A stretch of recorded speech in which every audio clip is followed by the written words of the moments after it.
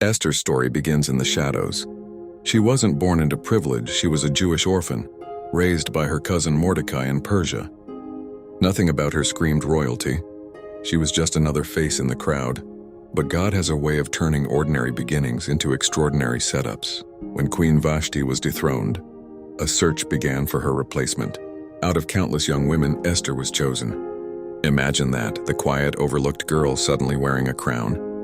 For us today, it's like the underdog nobody noticed becoming the leader everyone looks up to. She didn't chase power, but power found her because purpose was calling.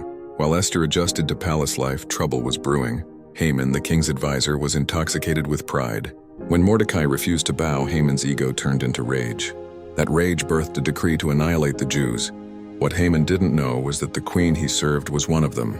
Mordecai then sent Esther a message that still echoes today.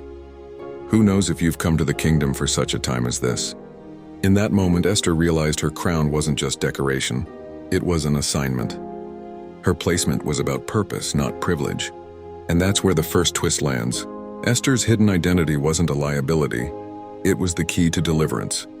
Just like her, Jesus came into the world at the right time, carrying an identity most people didn't recognize, fully God in human flesh. Esther was positioned in a palace to save her people. Jesus was positioned on earth to save us all. The lesson here: where you start doesn't determine how God can use you. Your background, your pain, your hiddenness, it might just be the very thing God will use to write history through your life. For believers, it's a call to see every placement as purpose. For non-believers, it's an invitation to realize your life isn't random. You're part of a bigger story pointing straight to Jesus. But Esther's crown came with a cost. To save her people, she'd have to risk her life.